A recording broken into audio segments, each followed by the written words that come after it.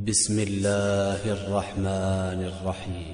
يا أيها النبي لم تحرم ما أحل الله لك تبتغي مرضات أزواجك والله غفور رحيم. قد فرض الله لكم تحلة أيمانكم والله مولاكم وهو العليم الحكيم. وإذ أسر النبي إلى بعض أزواجه حديثا فلما نبأت به وأظهره الله عليه عرف بعضه وأعرض عن بعض. فلما نبأها به قالت من أنبأك هذا؟ قال نبأني العليم الخبير.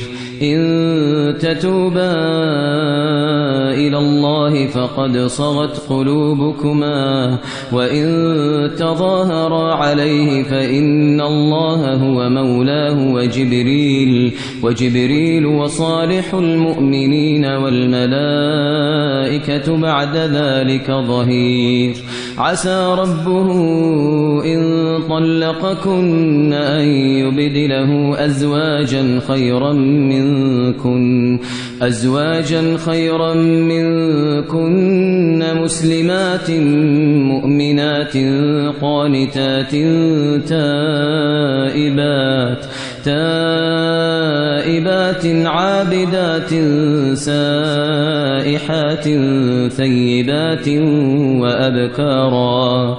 يا أيها الذين آمنوا قوا أنفسكم وأهليكم نارا وقودها الناس والحجارة عليها ملائكة غلاظ شداد لا يعصون الله ما أمرهم ويفعلون ما يؤمرون. يا أيها الذين كفروا لا تعتذروا اليوم إنما تجزون ما كنتم تعملون.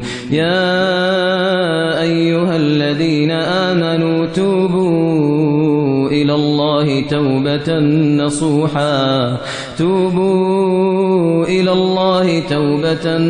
نصوحا عسى ربكم أن يكفر عنكم سيئاتكم ويدخلكم جنات تجري من تحتها الأنهار يوم لا يخزي الله النبي والذين آمنوا معه نورهم يسعى بين أيديهم وبأيمانهم يقولون ربنا أتمم لنا نورنا واغفر لنا إنك على كل شيء قدير. يا أيها النبي جاهد الكفار والمنافقين واغلظ عليهم ومأواهم جهنم وبئس المصير. ضرب الله مثلا للذين كفروا امرأة نوح وامرأة لوط كانتا تحت عبدين من عبادنا صالحين فخانتاهما فلم يغنيا عنهما من الله شيئا وقيل ادخلا النار مع الداخلين. وضرب الله مثلا للذين آمنوا امرأة فرعون إذ قالت رب ابن لي عندك بيتا في الجنة ونجني من فرعون وعمله ونجني من القوم الظالمين.